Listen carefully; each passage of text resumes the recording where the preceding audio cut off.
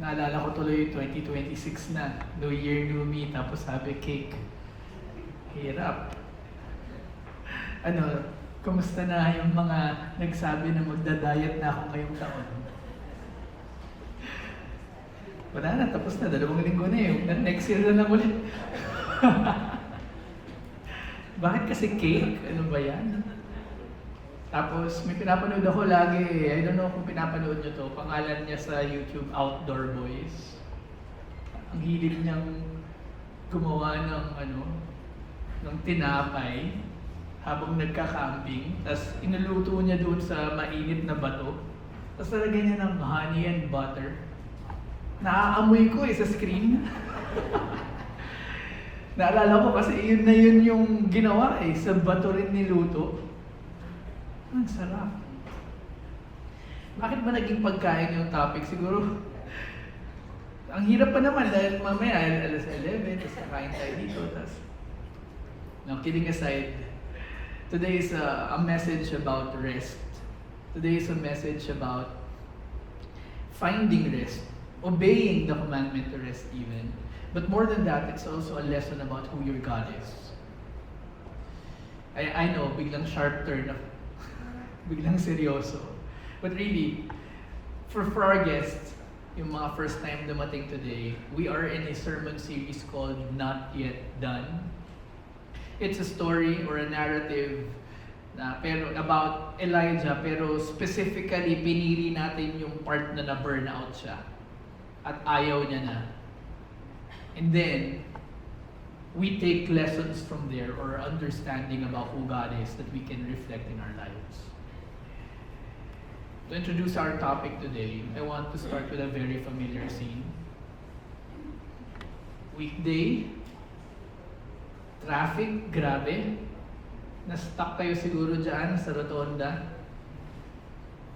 And syempre sa trabaho, hindi rin as planned. Ang dami rin mga biglang urgent. Parang lahat ng in-email sa akin, urgent. So lahat urgent? Kung lahat urgent, urgent ba yun? And then messages kept coming, paulit-ulit, natutulog ka na, biglang may dumating pa. And then hindi lang yun, may chores pa, mayroon pang message galing sa anak, galing sa tito, tita, cousin, kapatid, mga kailangan pang i-follow up na personal. And then a random message pops up, okay ka lang, kamusta ka? And your answer, either hindi ka mag-reply, or if you want to be polite, you would say, okay lang. But really, okay lang kasi una, ang hirap i-explain. Nakakapagod talaga i-explain kung kamusta ako. Gusto ko na nga magpahingi. So you say okay lang, not really because you're okay, but because you don't know how to explain how you really are feeling at that moment. Sa kultura pa natin bilang Pilipino, we don't confess to exhaustion. We hide it, we downplay it, we joke about it. Laban lang girl, gaganin tayo. Because the voices are already in our heads. Kaya mo pa yan. Konting sakripisyo pa. Ano ba naman yung isa pang effort? Push lang. Meron. Yun yung mga terms natin sa Pilipinas So we push, we show up, we serve, we go to church, we stay responsible, and slowly, without realizing it, we start believing something dangerous, a violence to ourselves. That being tired means weak. That slowing down means lack of faith. That resting, if you rest, ibig sabihin, you are failing yourself, you're failing a family member in need, you're failing your boss, you're failing your company, you're failing the church when you rest. Kaya lahat tayo sa Pilipinas exhausted. But what if the truth is simpler? Pero hindi ibig sabihin simpler, easier to accept. What if some of us, what if you are not really spiritually failing, but you're simply exhausted from being spiritually faithful? And that's where you will find Elijah. Like last week, hindi naman niya inabandon si God eh. Hindi siya nag-rebel. He was simply spent. Respectful pa nga, Lord, kunin mo na ako. But you will find in this narrative that instead of correction, instead of telling him, you know what, try harder, yan lang, God does something unexpected. Tulog ka muna, gising na, kain. Paradox eh, yung nangyari kay Elijah is weird. Immediately after kasi ng spiritual victory, and like what we talked about last week, what is scary about spiritual victories is that it awakens spiritual attacks. Kung wala kang spiritual victory, wala ring attacks. But when you become faithful, opposition targets you. And overnight, from emotional high, biglang embodied exhaustion. And the question that we will first ask, what does God do to someone, a servant, na biglang naubos?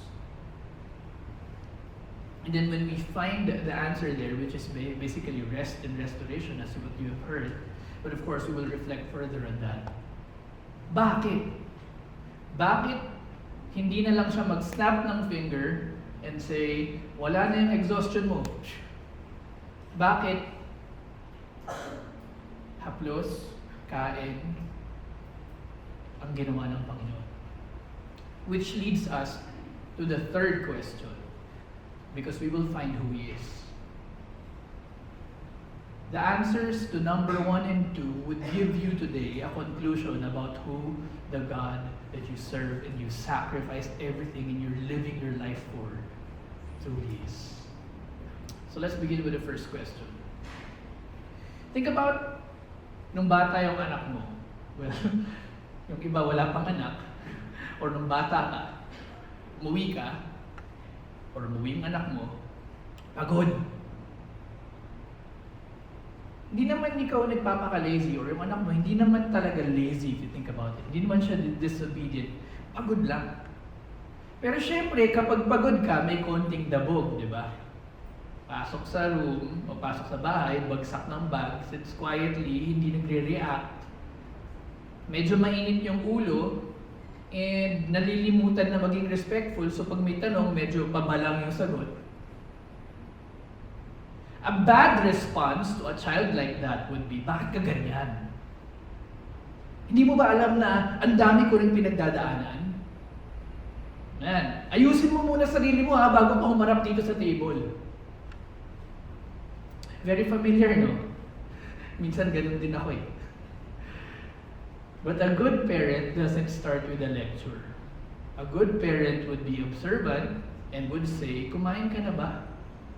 Siguro may pinagdaanan to sa school. Halika nga muna dito, pahinga ka muna. Later na yung kwento. Kain muna. Nagluto ako. You know what? A tired person doesn't need correction agad. And if you think about it, the reason why he's tired or she's tired, talagang pinaglaban niya kasi yung homework niya o yung nasa school, o kung ano man yung tinapat niya sa opisina or what. What he is asking for, or what he or she needs at that moment, is care. And yun exactly ang ginawa ni God the Father with Elijah. Notice, hindi sinabi ni God dyan, pag binuntahan natin, nasaan ang faith mo? After all that I have done through you, kahapon lang, nung tinawag mo yung apoy from langit, dumating, at patay lahat ng mga false prophets, kahapon lang yun, ngayon ganyan ka nakatakot, nasaan yung pananampalataya mo? No. And hindi rin niya sinabi na, uy, hindi ka ata pwede, hindi ka ata qualified maging prophet. Kasi look, pag nagkaroon ka pala ng trial, gusto mo na mamatay. Hindi. Ang ginawa ni God, kain. Tulog ka muna, and kain. A couple of details I just want to highlight. Lay down and slept. It might seem harmless or at the very least neutral, but in the original language, pag merong dalawang verb na pinagdikit at magkasabay, it's basically sequentially heightening. Meaning, ang nangyayari dito, total exhaustion. Bumagsak, spent, naubos. Broom tree is a small tree. It's not really a really nice place to hang out. Pero parang wala nang energy yung tao, kahit itong maliit na tree na to, ito na lang yung shade ko. Okay, so pagod na pagod. Imagine a pagod na pagod prophet. And interestingly, ang ganda rin for you to notice the word touch. Kasi hindi na-capture ng ESV properly. The word is actually talking about gentle care connected to, sa Pilipino, tawag natin haplos. Wala kasing eksaktong wala kasing eksaktong English, ano? But haplos. Hinaplos siya ng anghel, arise and eat. I'd like you to think that the presence of God was captured by gentle touch.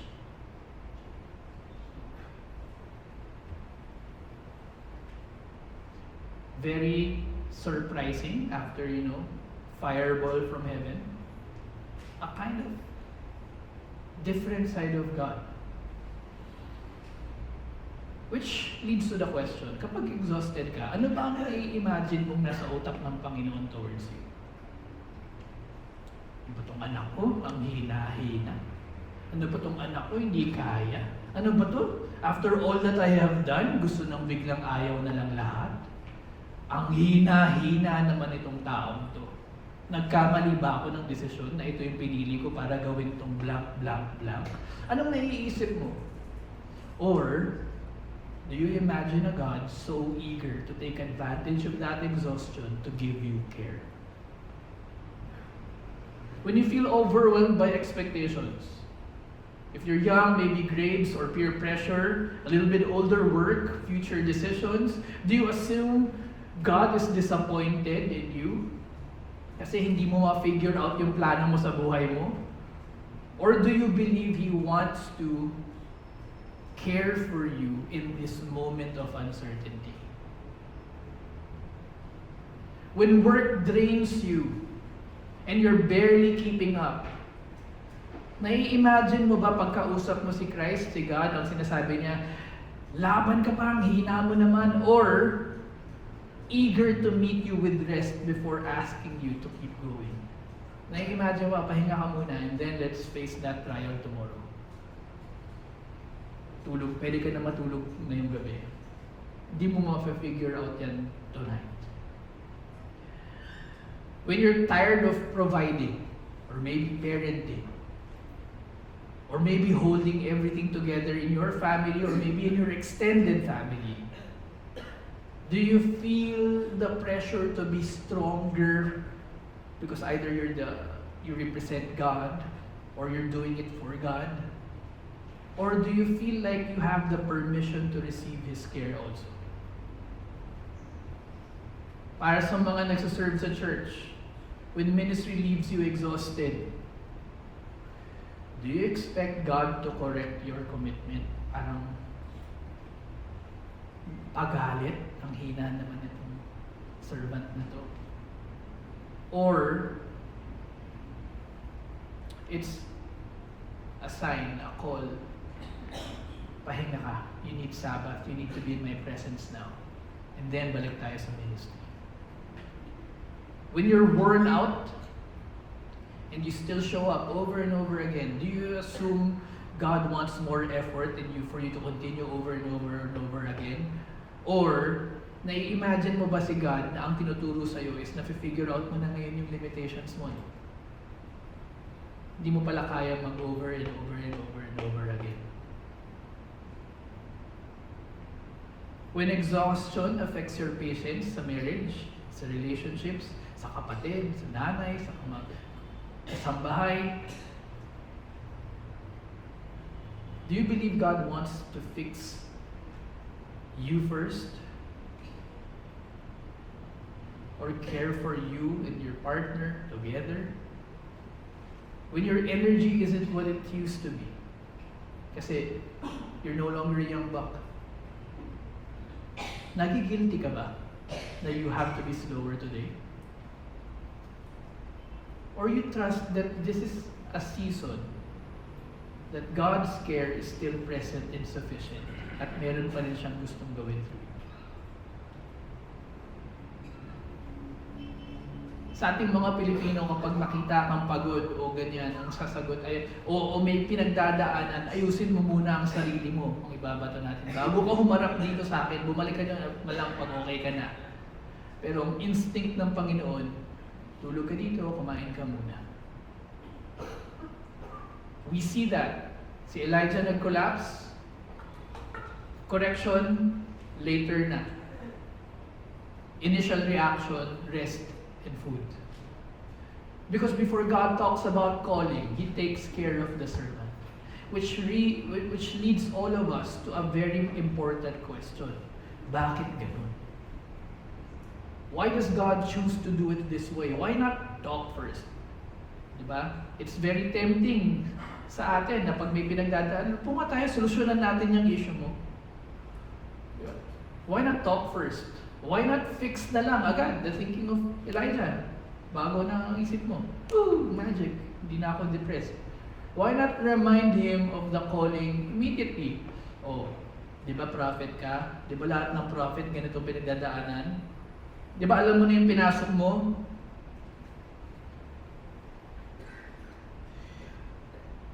It's like this. Think about someone driving home after a long day in Metro Manila traffic. Like kanina, di ba, pauwi. Yung drive mong yun, you've been in the road, stop and go, 2 hours na. Sumasakit na nga yung shoulders mo eh, pero kahit anong pistol mo, hindi nawawala. Sakit ah. Tapos yung kotse mo, nakita mo, mababa na yung gasolina.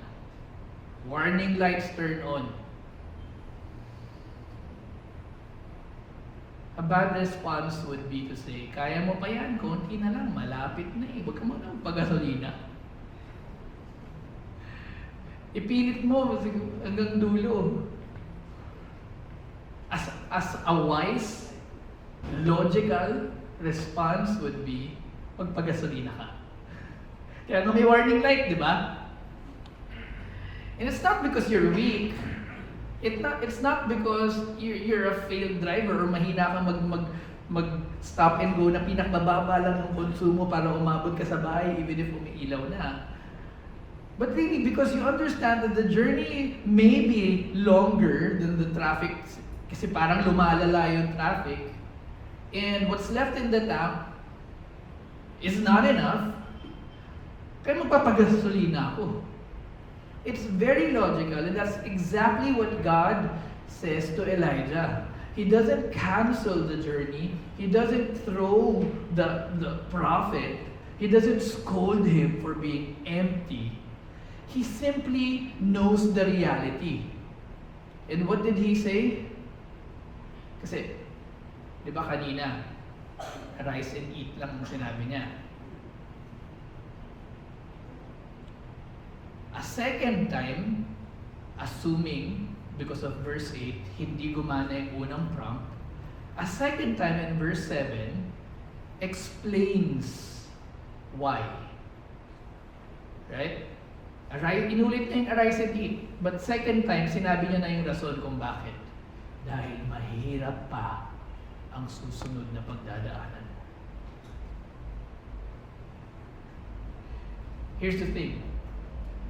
God names the limitation without shame. Di mo kaya pa. Bakit tayo, we are ashamed when we name our limitations? Bakit bawal magka-limitation tayo? Eh si God nga, aware sa limitations ng human beings. You know why He's aware? Because He created you. And He became like one through Christ. I'd like you to think that human limitation sa Panginoon is acknowledged and not rebuked. Kaya yung cultural value natin sa Pilipinas na laban lang girl, ganyan. Tiis, kaya pa, go lang ng go. Alam niyo kung saan nanggagaling yun? Nanggagaling yun sa una dahil ang hirap ng pinagdadaanan natin ever since. But also, because of that situation, our worth is tied to our usefulness. Kung sa pamilya wala kang kino-contribute, wala kang kwenta. It's not about who you are. Dahil sa hirap ng buhay, all of a sudden, the worth of any individual in the family is their usefulness. May silbi ka pa ba? And yun yung tanong natin lagi sa utak natin. Kaya kapag napagod ka, it produces shame. Wala akong kwenta, wala akong silbi, wala akong contribute, wala akong magawa. Instead of being honest about your limitations, lalabanan mo na lang. A couple of questions to further flesh this out for you. When you slow down or rest, do you feel relief? Or do you feel guilt? You should be doing something. Parang kunyari, there's this God-ordained Sabbath for you. Maybe it's a Sunday, or you realize it's another day for you. But when you go and say, you know what, I'll stop, rest, and meditate today, and reflect, and be thankful about life, then in your thoughts, guilt lumalabas, or relief. Then when you think about God, iniisip mo ba that He's caring for you at this point? That He provided rest for you? Or iniisip niya, itong tamad na to? Nagde-day off? When you are tired, do you feel allowed to rest? Or do you feel like you still have to prove something?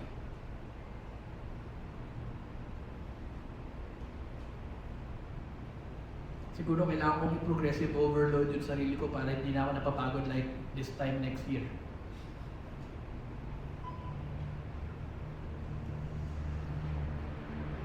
Who are you really trying to satisfy when you refuse to stop?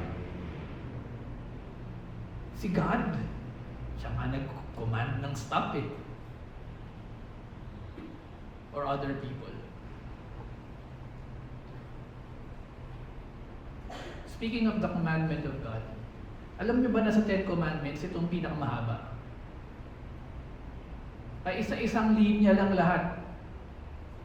But yung Sabbath, ang haba ng explanation. Bakit? Kasi ayaw natin gawin.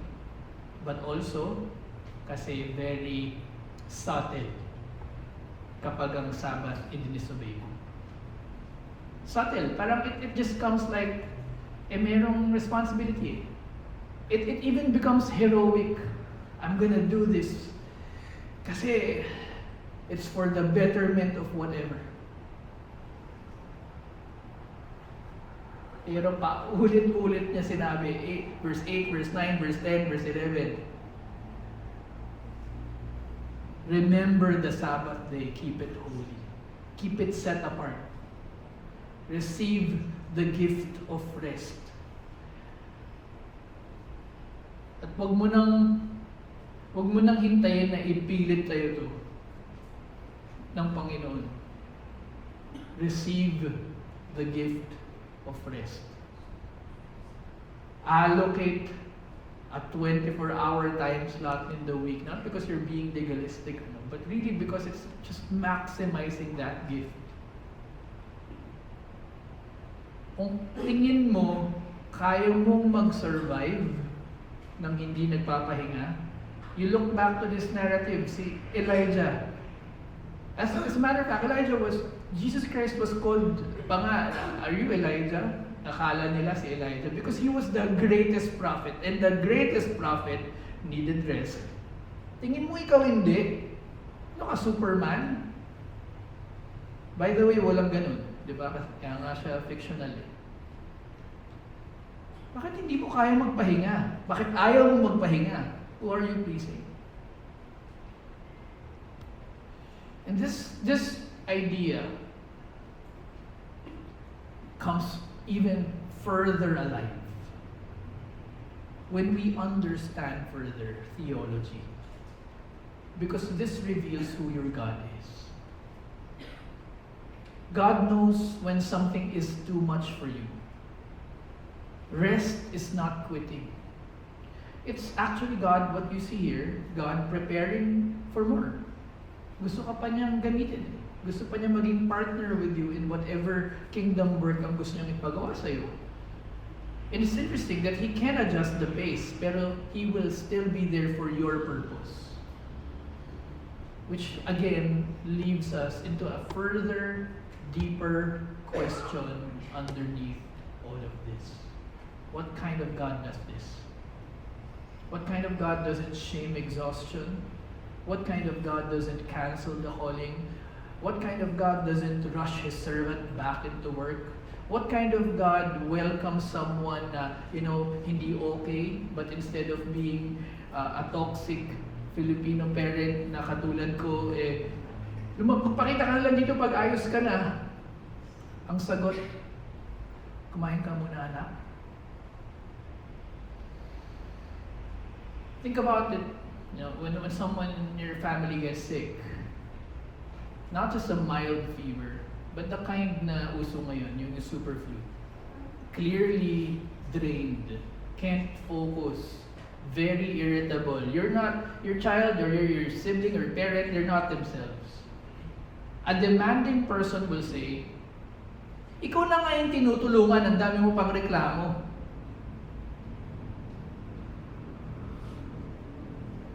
Sus, ang laki-laking tao nito. Naalala ko kasi nung na-confine ako maalala mo yun, na-confine ako sa FEU. Sorry, nagigyan ko pa ng cut na lang natin yun. Na-confine ako sa isang hospital, tapos, hindi ko alam at that point na typhoid yun. Tapos nung gumraduate ako ng masteral, nagkaroon ako ng personal Eat, Pray, Love journey. Ikutin ko yung Mindanao at Visayas ng isang buwan. So kung saan ako napunpad. Pagbalik ko, meron akong typhoid. Pero hindi ko alam na typhoid. Kasi lahat ng mga tests negative. Pati yung typhoid na test negative. So kailangan hindi kami makahanap ng private na room. Kahit semi-private, wala kasi puno. Up until may dumating. Yung katabi namin, geriatric patient, na kailangan rin ng room. Pero dahil nagsisepsis na ako, I'm about to die in short, pinrioritize ako. Tapos sabi ba naman nung kamag-anak, bakit nyo inuna yan? Laki-laking tao niyan. Para mang makikipag-away pa sabi sa akin. Hindi na nga ako makakilos, yun pa yung narinig ko. Although in my head natawa ako. But, it's very typical, di ba, na reaction. Dami mo namang reklamo. Laki-laki mo na Kunti na lang, pihatin mo na yan. But ikaw, and you've seen yourself like this, you truly love that person Di ba? Hindi ka bigay ng advice, hindi ka palakas ka nga. Ang naging response mo, o diyan ka muna, higa ka muna, kumain ka na ba? Ako na muna sa ganito, ako na muna sa ganyan. Don't think about those stuff muna, just heal up. Ako na muna. You care first. Because expectations, they can wait. That response reveals something important. It shows who you are. It shows how much you love that sick person. And that's the kind of God Elijah meets in the wilderness. A God that didn't demand explanation. A God that didn't demand a listening ear. Kasi kailangan mo makinig. Or what? A God that didn't even rush to the next assignments because if you just personally read the next, marami pang gagawin si Elijah. But God doesn't question Elijah's commitment too. Hina mo naman sa calling mo. But simply, God cared. This is how God treats a prophet in the Old Testament. It prepares us for what God will eventually do in Christ. Care, compassion. Now, bago tayo pumunta doon, I just want to highlight so many similarities kasi kaya nga kinumpara, may point na kinukumpara si Christ kay Elijah. Because 40 days, 40 nights, di ba may ganyan rin si Christ? Jesus collapsed under the cross, nag-collapse rin under a broom tree. Jesus, on the contrary, became the bread of life. He called himself the bread of life. Pero inoffer yung bread kay Elijah. Jesus enters the same human exhaustion voluntarily, yun lang in difference. Pero hindi rin niya in-avoid yung weakness. Hindi carried fatigue, he carried hunger, he carried suffering, he carried it fully like Elijah, like you. That's why when we talk about salvation, many of us immediately think about forgiveness of sin, which is very important, or even salvation from the fires of hell, which is very important. It's just that these things are incomplete gospel. Because in the Bible, salvation is not just about forgiving of sin, it's also about being restored into the image and likeness of Christ. It's about a God who restores his people who have been burdened by sin. Look at Elijah. God does not just stop him from dying. God restores his strength so he can keep walking with him. And this is exactly what Jesus means when he says, Anak, come to me, all who labor and are heavily laden. Ang pangako niya, I will give you rest. Notice, Jesus invites. Sinong in-invite niya? Hindi yung strong, hindi yung put together, yung tired, yung burdened, yung exhausted. And then he continues, take my yoke upon you. Learn from me, for I am gentle and lowly in heart. Nagpakilala siya. Theology. And you will find rest for your souls. I am gentle and lowly, sabi ni Christ. It's the same we see in how God was dealing with Elijah in this narrative. Gentle, lowly.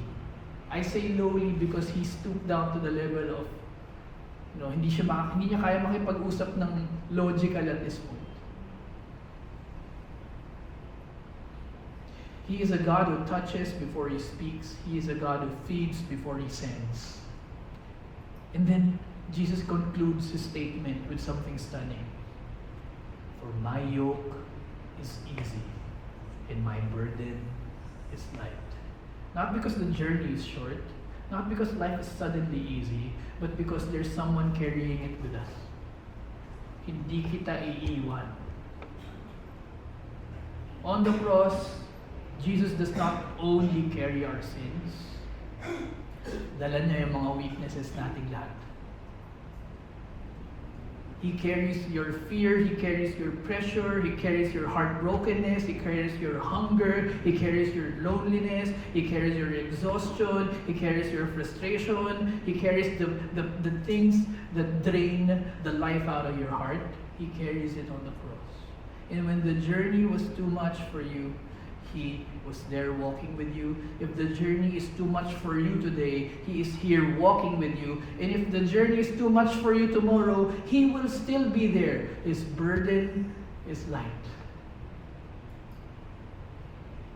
So salvation means this. You are not just forgiven and sent back to the same exhausting life. When you accepted Christ, you are forgiven, restored, so that obedience becomes possible again. And if wasak ka ngayon, it's setting you up para maging obedient ka bukas sa mga gusto niyang ipagawa sa'yo. And totoo pag hindi ka naman winasak, hindi mo rin siya hahanapin At pag hindi ka niya winasak, hindi ka rin susunod sa mga gusto niya para sa buhay mo. Ipaglalaban mo kung ano yung tama para sa'yo hanggang hindi ka mawasak.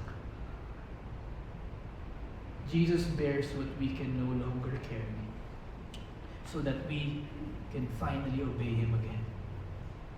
Salvation is not God asking more from tired people like you and me.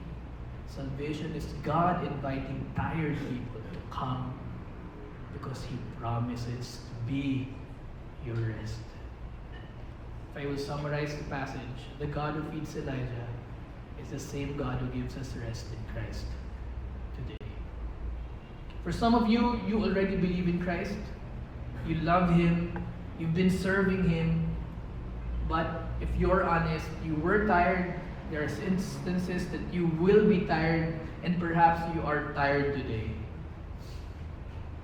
And maybe you're not drifting, akala mo lang nag-drift ka. Maybe you're not rebelling, akala mo lang nagre-rebel ka, but you're simply worn out. Today is not a call to try harder. It's a reminder that rest is not a step away from faith. It's actually your obedience. But more than just something you need to obey, it is a gift that you can claim. Sayang naman yung provision of rest na ibinibigay sa inyo ng Panginoon. And if you've been carrying things God never asked you to carry alone, then you need to receive His care again. I want to invite you in our prayer later to simply respond. This is not out of guilt. This is out of trust. I receive your gift again, Lord, of rest. But there may be others here today who were simply invited, and you didn't come because you were looking for a new set of rules to be tired about. You actually came because alam mo nga na there are things that you're tired about. And maybe for the first time you're hearing that God doesn't start by demanding more. Jesus doesn't say, fix yourself first. He says, come to me and I will give you rest. He died so that you can find rest. If you've never trusted Jesus with your life, not just to forgive you, but to carry what you can't anymore, today can be the beginning of that rest. So in the prayer again that I will be praying in a bit, if that's you, I will also invite you to respond. Not because you have figured everything out, but because you're ready to stop trying to figure everything out on your own. Whether you've followed Christ for years or you're just hearing His invitation today, the call is the same. Come and receive rest because you have a God who restores before He goes. Let me pray.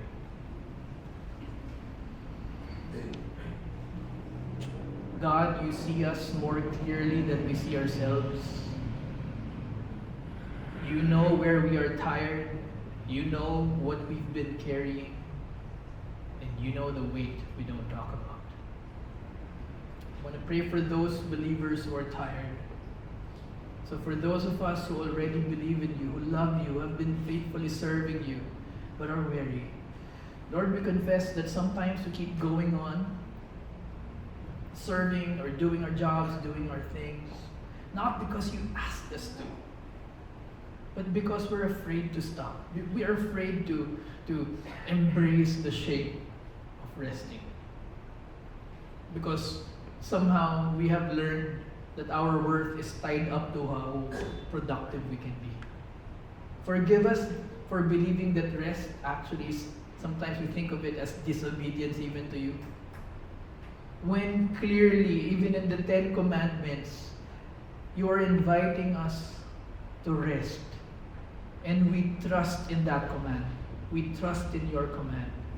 That's why we receive your care today. We want to understand how to rest on a day-to-day basis in our quiet times, and we want to understand that also on a weekly basis when we gather here for Sabbath. May this be a habit that we will continue to fight for the rest of our lives. We lay down the burdens you never meant us to carry alone, and we will continue to be students learning as you teach us to rest, not away from you, but with you. And for those coming to Christ for the first time, Lord, there may be people here today who don't have all the answers, who may not even know how to pray yet, or nadala lang dito, sinama lang. First, thank you for them. And thank you that you don't ask anyone to fix ourselves first. But you invite people who clearly understand their lack to come. Jesus, today we choose to come to you. We trust you with our lives, we trust you with our sins, and we trust you with the weight we can't carry anymore. We receive the rest you offer, we receive your grace. Make me the person you want me to be. Jesus Christ, from this point onward, you will be my King. For all of us, Lord, whether returning to rest or coming to you for the first time, we come the same way, empty-handed. Carry what we cannot, restore what is broken, lead us forward, not rushed, but restored. And may we continue now to live our lives in obedience. We trust you, in Jesus' name we pray. Amen. Punta po tayo ngayon sa ating breakout groups. So I challenge you to really dive into the questions. The first question is very cerebral. It helps you process in your mind kung ano nangyari. The second question is very emotive. It allows you to reflect on what Elijah went through. And lastly, is very practical. It makes you have a personal kind of application for the passage that we just studied. So in groups of 3 to 4, take this time now to have your conversation over what we talked about. Ang prayer ko is that every time na mamamahinga kayo in the week, in the day, maalala nyo na oo nga pala, hindi nga pala ako in control sa mundo. I pray that every time na mag-worship service tayo at magsasabat kayo, i-reshape ng Panginoon yung imagination mo, what you want, your dreams. Then you would realize parang, oo nga pala, napaka-worldly and napaka-selfish pala ng mga inaasam ko before going to Sunday. And then when I heard the message of God, ito nga pala yung gusto niya. Yung prayer ko yung ganun yung magkakaroon ng restructuring ng values every Sunday. Then every quiet time mo, di nga pala ako in control. Meron nga palang Diyos. Because when we are in the thick of our issues, when we're thick of our jobs and family conflicts in here and there, pakiramdam natin tayo nagdadala ng lahat. Kaya nga may point kaya instituted yung prayer time sa mga Hudyo, and even sa mga Muslim, di ba? Merong morning, may tanghali, ganyan. Bakit? Because it's a timely reminder na oo nga pala, hindi nga pala ako ang Diyos. Meron nga palang in control. So with that, let me pray for you. Lord, every day when we do our quiet times, allow us to remember na ikaw nga pala ang in control. Every week when we do our Sabbath, allow us to change, magbago yung value system namin week per week. That we would value what you value with every lesson that we learn about you. And if there are people here na binigyan ng privilege ng Panginoon to have vacations, I pray that we would take that gift. That we would really leave our work to stop for like 3 to 5 days or kung gaano katagal man yung trabaho, ay yung pahinga na yun. To really nourish ourselves, nourish our relationships with our families, and restore our hearts. And I pray, Lord, that with every time we rest and we come to you, we would live the promise that you would say you would give us rest because you're gentle, you're lowly, your burden is light. Thank you so much, Lord. And as we spend time with our families, the duration of this day, give everyone the Sabbath rest that you ordained, you commanded, but it's all actually a gift. And because Jesus Christ, all your promises are yes in Him, then we can claim that we will keep your Sabbath holy. We allocate this entire day to you in every Sabbath. From this point onward, we would promise to keep the Sabbath holy, allocate that for you and for you alone. We thank you for everyone. We honor you. We will worship you. And we will take advantage of this gift of rest. In Jesus' name we pray.